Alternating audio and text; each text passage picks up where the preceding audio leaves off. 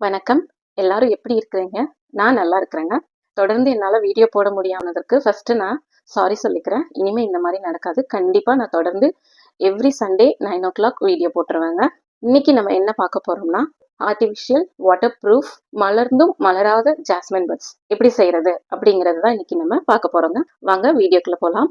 இதுக்கு நமக்கு என்ன தேவைப்படுது அப்படின்னா, ஃபர்ஸ்ட் மீடியம் சைஸ் பட்ஸ், அடுத்து ஸ்மால் சைஸ் பட்ஸ் அதுவும் தேவைப்படுதுங்க. ஸோ இங்க பாருங்க, நான் கையில எடுத்து காட்டுறேன். Medium size and small size. ஒரு பூ செய்யறதுக்கு நம்மளுக்கு ஒரு மீடியம் சைஸ் பட்ஸும் ஒரு ஸ்மால் சைஸ் பட்ஸும் நம்மளுக்கு தேவைப்படும். அதுக்கப்புறம் இது பண்றதுக்கு ஒரு நைஃப் தேவைப்படுங்க. இந்த நைஃப் வந்து நல்லா ஷார்ப்பா இருக்கணும். ஸோ இதுக்குன்னே தனியா ஒரு புது நைஃப் வாங்கி வச்சுக்கிட்டா ரொம்ப நல்லது. அடுத்தது சிசர், B7000 க்ளூ, அப்புறம் ட்வீசர்ஸ். இந்த ட்வீசர்ஸ் வந்து நான் மீஷோல தான் வாங்கினேன். ஃபர்ஸ்ட் மீடியம் சைஸ் பட்ஸ் அது ஒன்று எடுத்துக்கலாம். அதோட சென்டர்ல வீடியோல காட்டியிருக்கிற மாதிரியே இந்த மாதிரி நைஃப் வச்சு கட் பண்ணிக்கோங்க. நைஃப் புது நைஃப் இல்லைன்னா ஷார்ப்பான நைஃபா இருக்கிற மாதிரி பார்த்துக்கோங்க.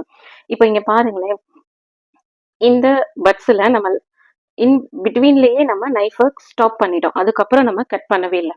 இப்போ சப்போஸ் உங்களுக்கு லைட்டா மலர்ந்த மாதிரி பூ வேணும் அப்படின்னா மிடில் வரைக்கும் கட் பண்ணா போதும்.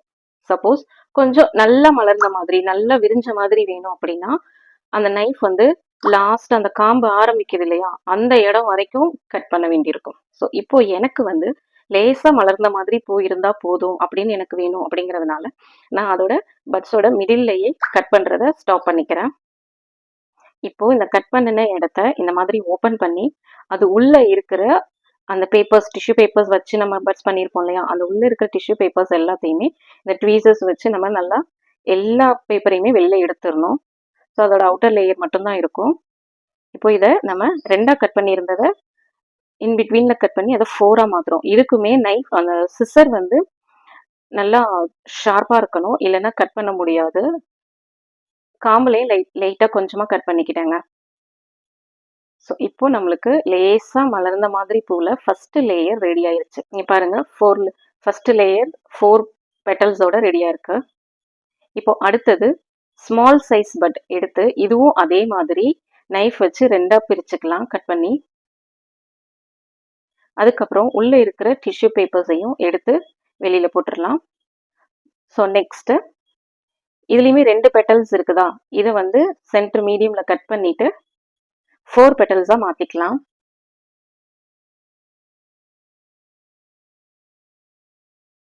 இப்போ இதோட காம்பு பகுதியை ஃபுல்லாவே கட் பண்ணிடலாம். இது வந்து செகண்ட் லேயர். இந்த செகண்ட் லேயரோட அடிப்பாகத்துல இந்த மாதிரி B7000 க்ளூ அப்ளை பண்ணிட்டு ஃபர்ஸ்ட் லேயருக்குள்ள இதை ஃபிக்ஸ் பண்ணி ஒட்டிடணும். கொஞ்ச நேரம் அழுத்தி பிடிச்சோன்னா அது நல்லா ஒட்டிக்கும்.